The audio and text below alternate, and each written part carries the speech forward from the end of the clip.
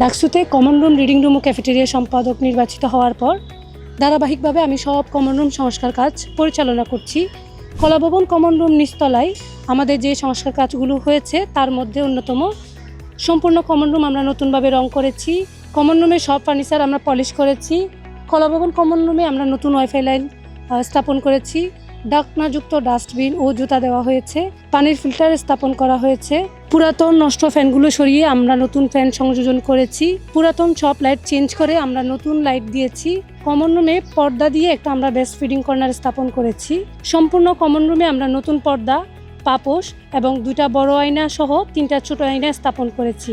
আপনারা অনেকেই জানেন কলাভবন কমন রুমের ক্যান্টিনটি অনেকদিন ধরে বন্ধ ছিল, যার কারণ হিসেবে আমি অনেকবার ফেসবুকে ক্লিয়ার করেছি যে প্রশাসনিক জটিলতা ছিল। আমরা একটা কোম্পানি থেকে এসি স্পন্সর পেয়েছিলাম, কিন্তু এই এসি স্থাপন বিষয়ে আমাদের প্রশাসন থেকে অনুমতি পাচ্ছিলাম না, কিন্তু অবশেষে আমরা অনুমতি পেয়েছি। আমরা খুব শীঘ্রই এই এসি স্থাপন করে কমন রুমের সংস্কার কাজ সম্পূর্ণভাবে শেষ করব। আমি আশাবাদী এসি স্থাপনের মাধ্যমে আমাদের কমন রুম একটা উন্নত মানের কমন রুম হবে ইনশাআল্লাহ। ধন্যবাদ সবাইকে।